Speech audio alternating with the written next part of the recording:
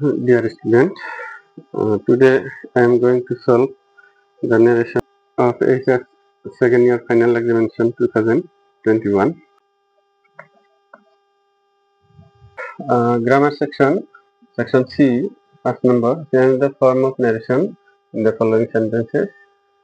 2021 তিনটা সেন্টেন্স দিছিলে cheer up mother, I will go and get work somewhere, said Jack. ইয়াতে চোৱা কি আছে, ৰিপৰ্টিং স্পীচ আছে, cheer up mother, I will go and get work somewhere, said Jack. ইয়াতে reporting speech Jack said, said Jack এইখিনি reporting speech. আমি যেতিয়া answer লিখিম এইখিনি ইম্পাৰেটিভ সেন্টেন্স আৰু I will go and get work somewhere এইখিনি affirmative sentence. গতিকে আমি প্ৰথমতে কি লিখিম, কি কৰিবলৈ এইখিনি ইম্পাৰেটিভ সেন্টেন্স চিয়াৰ আপ কৰিবলৈ কৈছিল, মানে ফূৰ্তি কৰিব কৈছিল। তো Jack told his mother to cheer up, এইখিনি কৈছিল। এইখিনি আমি চিয়াৰ আপ খিনি ইম্পাৰেটিভ সেন্টেন্স বুলি যদি ধৰো তেতিয়াহ'লে আৰু এইখিনি ৰিপৰ্টিং স্পীচ হ'লে কি হ'ব, Jack told his mother to cheer up, যাকে তাৰ মাকক কৈছিল চিয়াৰ আপ কৰিবলৈ, মানে ফূৰ্তি কৰিবলৈ। তাৰপিছত যিহেতু আমি ইনডাইৰেক্ট নেৰেশ্যন কৰি আছো, গতিকে তাৰপিছত এইখিনি যেতিয়া আমি সেন্টেন্স ল'ম, I will go and get work somewhere, আমি মই মানে ক'ৰবাত যাম আৰু কাম কৰিম, কাম পামেই, মানে কামত লাগিম, এইখিনি কিন্তু ডিছক্ৰাইব কৰিছে। গতিকে আমি যেতিয়া সংযোগ কৰি দিম, লগাই দিম, এটা এণ্ড লগাই দিব পাৰো, এণ্ড মানে Jack told his mother to cheer up and কি কৰিছিল আৰু কৈছিল, মাকক কৈছিল, যিহেতু তেওঁ ডিছক্ৰাইব কৰিছিল, গতিকে এণ্ড said, ইয়াতে আৰু এটা said লিখিব লাগিব আৰু এটা ৰিপৰ্টিং ভাৰ্ব আমি ইউজ কৰিব লাগিব, নহ'লে সেন্টেন্সটো ভাল নালাগিব। Jack told his mother to cheer up, যাকে তাৰ মাকক cheer up কৰিবলৈ কৈছিল, and said আৰু কৈছিল, এইখিনি উপৰঞ্চি কৈছিল, কি কৈছিল,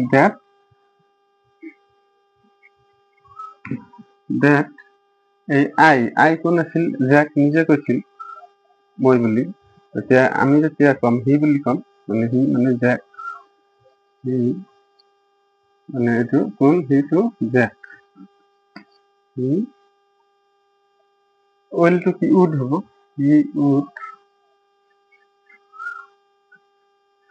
go and get work somewhere, এইখিনি হ'ব।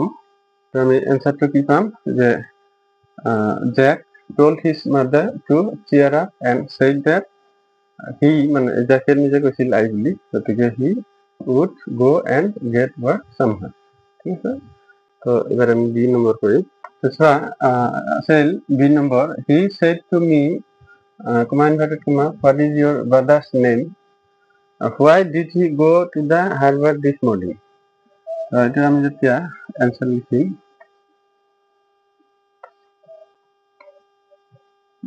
এইখিনি কি আমার রিপোর্টের স্পেসখিনি ইন্টারোগেটিভ সেন্টেন্স, গতিকে আমি রিপোর্টিং ভার্বর ঠাইত আস্ক লিখিম,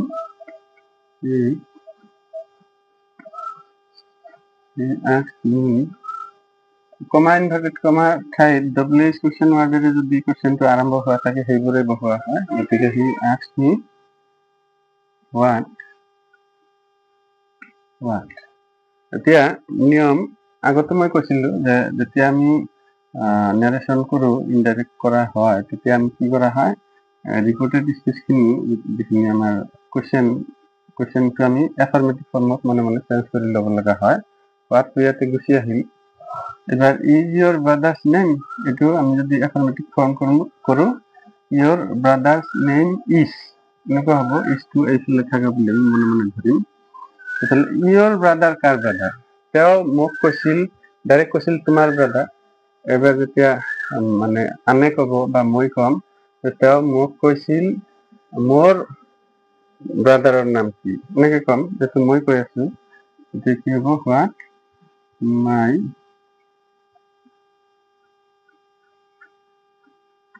ব্ৰাদাৰ্ছ নেম ইয়াতে ইজ আছে বুলি ধৰি ল'ম, ইজটো পিছত লৈ যাব লাগিব এফাৰ্মেটিভ ফৰ্ম কৰিলে, গতিকে ৱাজ হ'ব, ইজটো ৱাজ হ'ল। এণ্ড দুটা ইণ্টাৰেক্টিভ সেন্টেন্স। আৰু কি কৈছিল, হোৱাই did he go to the harbour this morning. গতিকে আমি এইটো যেতিয়া আকৌ ধৰা এইখিনি সেন্টেন্স নাই বুলি ধৰিলো, এবার কমা ইনভার্টেড কমা ইয়ার পরা যদি পড়া হয় তেতিয়া কি হব, why did he go to the harbor this morning। একদম সিম্পল কে লবা, সিম্পল কে ললে সহজ হব অ্যান্সারটো লিখতে। তো যেহেতু এইটো ডব্লিউ কোয়েশ্চন মার্ক, গতিকে আমাৰ এইটো সেনেকে থাকিব why।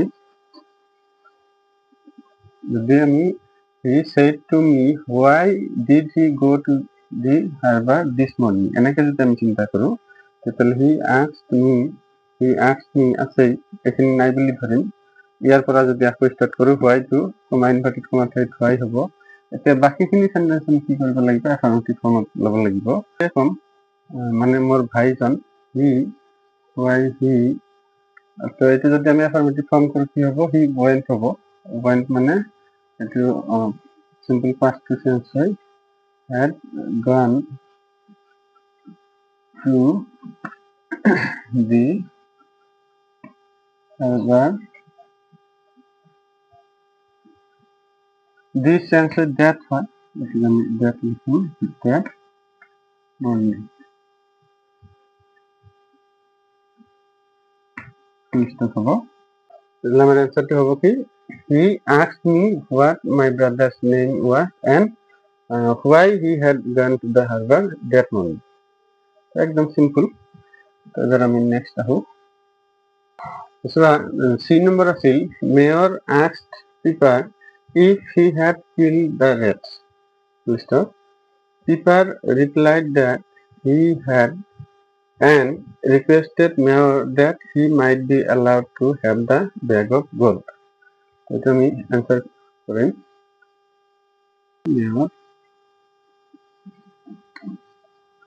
Mayor said to the Pippa, Mayor said to the Pippa, comma inverted comma। মেয়ৰে কি কৈছিল, পিপাৰক কৈছিল। এতিয়া যেহেতু এইটো ইফ আছে, তাৰমানে আমি যিখিনি ৰিপৰ্টেড স্পিচ বনাম সেইখিনিত কি হ'ব, আমাৰ যিটো সেন্টেন্স হ'ব ইন্টাৰেক্টিভ সেন্টেন্স, সেইটো ইয়েস নো টাইপৰ কোৱেশ্চন হ'ব। সেইকাৰণে ইফ আনিছিল। তেতিয়াহ'লে আমি চেঞ্জ কৰি কি লিখিম, আৰু কি কৰিব লাগিব, আমি এইটো ইনভাৰ্টেড কমা ছেট কৰি দিব লাগিব। কিয়, যিখিনি এটা মানে বেলেগ সেন্টেন্স বুলি ধৰি ল'ম, লৈ পেলাই কিয় ধৰিম, তাৰপিছত আকৌ পিপা ৰিপ্লাই, এইটো কোনে কৈছিল, মেয়ৰে পিপাৰক কৈছিল, মানে ৰিপৰ্ট কৰিছিল মেয়ৰে পিপাৰৰ বিষয়ে। এবাৰ আকৌ কি হ'ব, নেক্সট সেন্টেন্সটো পিপা ৰিপ্লাইড, এবাৰ ৰিপৰ্ট কৰিছে কোনে, পিপাৰে। গতিকে আমি এইটো নেক্সট সেন্টেন্স বুলি ধৰি ল'ম যে পিপা ৰিপ্লাইড। এবাৰ হি হ্যাড, হি কোন কৈছিলে, পিপাৰে ৰিপ্লাইড কৰিছিল, তেতিয়াহ'লে কি ক'ব, মই তাৰ নিজে হি চেঞ্জেছটো আই হ'ব, আই হ্যাড, হয় মই কৰিছো, কমা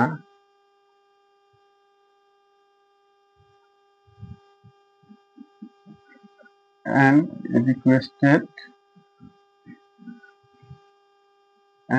requested to the mayor, মানে রিকোয়েস্টেড মেয়র, মানে আমি কি কম, রিকোয়েস্টেড কাক করেছিল, রিকোয়েস্ট মেয়রক কৈছিল। গতিকে ডাইরেক্ট যদি কয় পিপারে, তেতিয়াহ'লে ই বুলিও ক'ব পাৰে যে ইউ মানে মেয়ৰ, কিন্তু এইটো ব্ৰেকেটত তুমি মেয়ৰ লিখি দিব পাৰো, মেয়ৰ। ইউ এলাউ, এইটো এলাউড আছে, আমি যদি ইনডাইৰেক্ট লিখিম গতিকে এলাউ লিখিম, টু এলাউ, কাক এলাউ কৰিবলৈ, হিম মানে মেয়ৰক, টু এলাউ মি, পিপাৰে যদি নিজে কয় মি বুলি ক'ব, to allow me to have the bag of gold, to have the bag of gold. Inverted comma শেষ কৰি দিব লাগিব, তুমি দুটা ডাইৰেক্ট নেগেশ্যন মাত। তো এনসাৰটো কি পালো যে mayor said to the Pippa এইটো যেহেতু ইফ আনিছিল গতিকে আমাৰ ৰিপৰ্টেড স্পীচ যিটো সেইটো ইণ্টাৰগেটিভ সেন্টেন্স হ'ব আৰু ইয়েছ নো টাইপৰ হ'ব, সেইকাৰণে হ্যাভ আহিব, have you killed the rat, এইটো এটা মানে সেন্টেন্স শেষ হ'ল। এবাৰ আকৌ যিহেতু ইয়াতে মেয়ৰে ৰিপৰ্ট কৰি আছিল, এবাৰ পিপাৰে ৰিপৰ্ট কৰিব, গতিকে আৰু এটা নেক্সট মানে সেকেন্ড সেন্টেন্স হ'ব যে পিপাৰ ৰিপ্লাইড বা সেইড যি লিখা, তাৰপিছত ডেটৰ কাৰণে আমি কমা ইনভাৰ্টেড কমা দিম। তেওঁ নিজে স্বীকাৰ কৰিছিল যে ইয়েছ মানে তেওঁ কৰিছিল, মানে নিগনিবিলাক মাৰিছিল, গতিকে কি হ'ব ইয়েছ আই হেভ, ইয়েছো দিব পাৰে এটা লগাই, আই হেভ দিলে হ'ব, যিহেতু ইয়েছ নাই নতুন নতুন ৱাৰ্ড বহুৱালে অলপ কনফিউজ হ'ব পাৰা ন, সেইকাৰণে আই হেভ হ'ল, যিটো কোন পিপাৰ নিজে, গতিকে কি হ'ব আই হেভ টু হেভ হ'ল। And requested mayor, requested you বা মেয়ৰ, ৰিকুৱেষ্টেড মেয়ৰ কি কৰিবলৈ, টু এলাউ মানে এলাউ কৰিবলৈ যিহেতু ৰিকুৱেষ্ট কৰিছিল,